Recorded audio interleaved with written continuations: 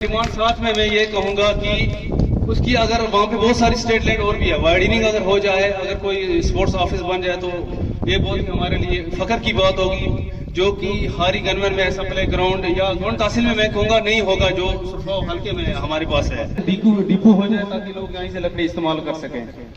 तो सर ये हमारे मेन थोड़े बहुत इशू है। सर जकेड़ा की तरफ से डिस्ट्रिक्ट गांधरबल के लिए 2600 सोलर स्ट्रीट लाइट्स प्रोक्योर की हैं सर।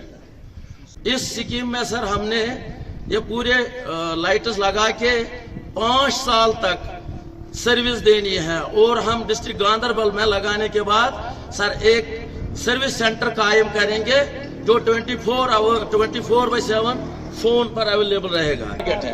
जितने पंप चाहे वो हम दे देंगे। बैंक ब्रांच यहाँ है सर, इसकी काफी लोगों को दिक्कत है कि 20,000 के अलावा वो यहाँ से ट्रांसफर भी नहीं कर सकते, लेकिन मैंने ये अभी सुना है कि डीसी साहब उस पर कुछ काम हुआ है।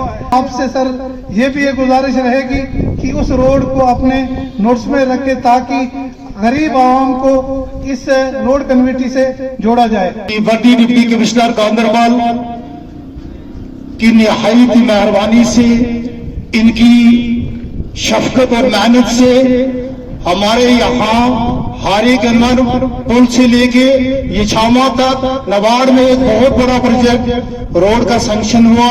उसके लिए हम इनको तहे दिल से शुक्रगुजार है, और मैं वर्दी डिप्टी कमिश्नर का बड़ा शुक्रगुजार हूँ कि उन्होंने मुझ नाचीज के कहने पर स्पोर्ट्स वालों की तरफ से फंड्स में गुजार की, और आज की डेट में आज आप जाके देख सकते हैं कि यहाँ के सारे बच्चे उस प्ले ग्राउंड में खेल रहे हैं।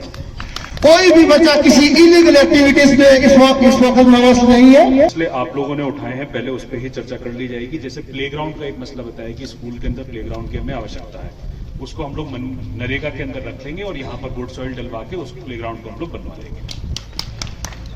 जो हमारा गनीवन से सुंबल का जो रोड है, जिसमें कि 2.5 किलोमीटर अभी पीएमजीएसवाई के पास आ गया है, 2.5 किलोमीटर पीडब्ल्यूडी के पास आ गया है, कुल मिला के 5 किलोमीटर का रोड है। इसका भी कार्य अपना जल्दी शुरू हो जाएगा, और उसके बाद दोनों ही तरफ से हमारा जब काम चलेगा तो 2-3 महीने में कंप्लीट हो जाएगा।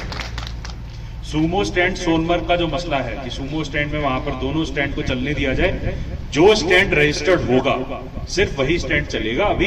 और अगर किसी को लगता है कि मेरे को नया स्टैंड चलाना है तो वो रजिस्ट्रेशन की पहले कार्रवाई करे।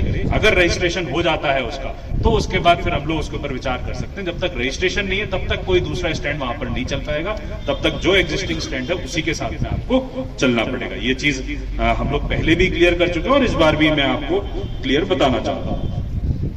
जो आपका वुड डिपो की बात है वो मेरे को भी लगता है कि जेन्युइन डिमांड है यहाँ पे वुड डिपो की, और वुड डिपो होना चाहिए। उसके लिए हम लोग एक बार टेकअप करेंगे, तभी मैं आपको इसके ऊपर कुछ बता पाऊंगा।